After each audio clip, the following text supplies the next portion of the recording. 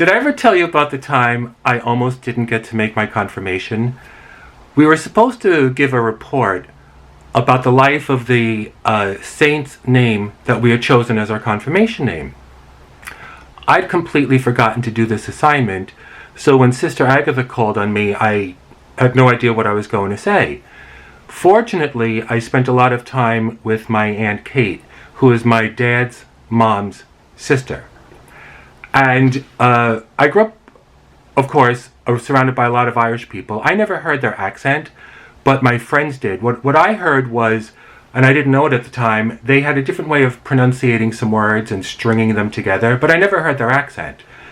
But my aunt had a favorite saint, and any time we went into a church, she would make sure to light a candle and say a prayer for this woman. So I said, Sister, I would like to tell you this story. I said, many years ago in Mayo, during the height of the famine, there lived a little girl, and one day her dog ran away. So she went jumping over walls and running through fields, down roads and little borings looking for her dog. Eventually heard the dog barking, but the bark was coming from inside the house of an old woman who was rumored to be a witch.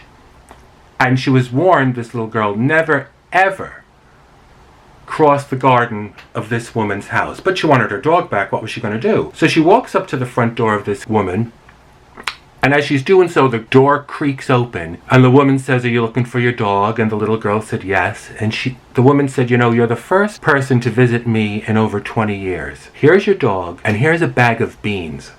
And I want you to take these beans back to your father and have him plant them." So sure enough, the girl took her dog and the beans back to her father, and he planted the beans.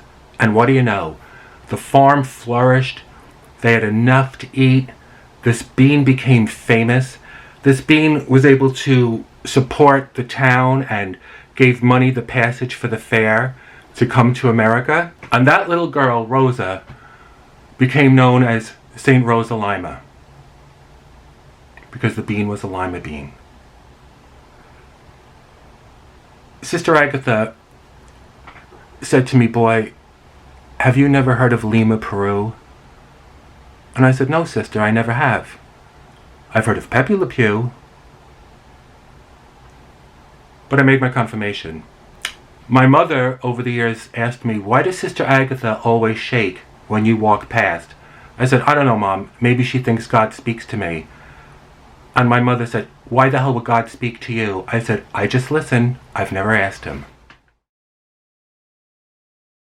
So then I said to my mom, I said, "Mom, do you know about this Saint Rosa Lima?" And she said, "Everyone knows about Saint Rosa Lima. The priest there says a very quick mass."